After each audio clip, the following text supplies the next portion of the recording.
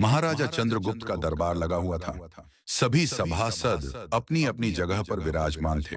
महामंत्री चाणक्य दरबार की कार्यवाही कर रहे थे।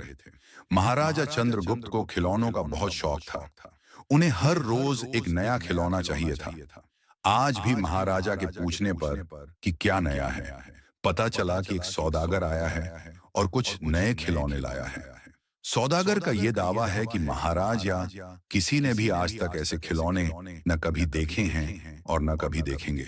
सुनकर महाराज ने सौदागर को बुलाने की आज्ञा दी। सौदागर आया और प्रणाम करने के बाद अपनी पिटारी में से 3 पुतले निकालकर महाराज के सामने रख दिए और कहा कि अन्नदाता, ये तीनों पुतले अपने आप में बहुत विशेष हैं। देखने में भले एक जैसे लगते हैं, मगर वास्तव में बहुत निराले हैं।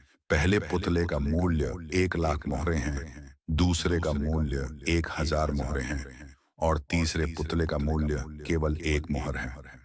सम्राट ने तीनों पुतलों को बड़े ध्यान से देखा। देखने में कोई अंतर नहीं लगा।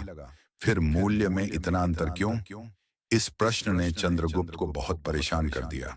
हार के उसने सभासदों को पुतले दिए और कहा कि इनमें क्या अंतर है, मुझे बताओ।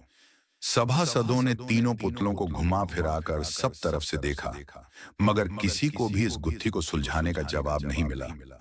चंद्रगुप्त ने जब देखा कि सभी चुप हैं, तो उसने वही प्रश्न अपने गुरु और महामंत्री चाणक्य से पूछा। चाणक्य ने पुतलों को बहुत ध्यान से देखा और दरबान को 3 तिनके लाने की आज्ञा दी। तिनके आने पर चाणक्य ने पहले पुतले के कान में तिनका डाला। सबने देखा कि तिनका सीधा पेट में चला गया। थोड़ी देर बाद पुतले के होंठ हिले और फिर बंद हो गए।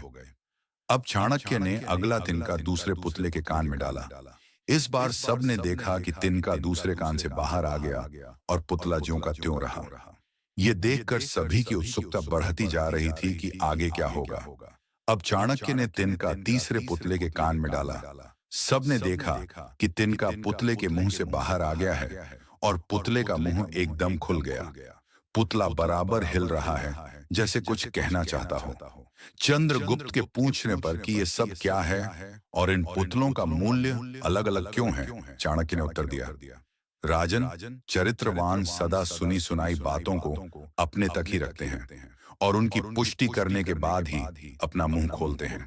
यही उनकी महानता है।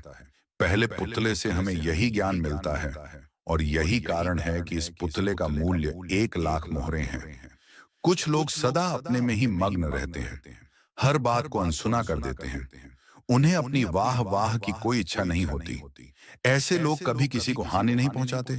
दूसरे पुतले से हमें यही ज्ञान मिलता है और यही कारण है कि इस पुतले का मूल्य 1,000 मोहरे हैं। कुछ लोग कान के कच्चे और पेट के हल्के होते हैं। कोई भी बात सुनी नहीं कि सारी दुनिया में शोर मचा दिया। इन्हें झूठ सच का कोई ज्ञान नहीं, बस मुंह खोलने से मतलब है। यही कारण है कि इस पुतले का मूल्य केवल 1 मोहर है।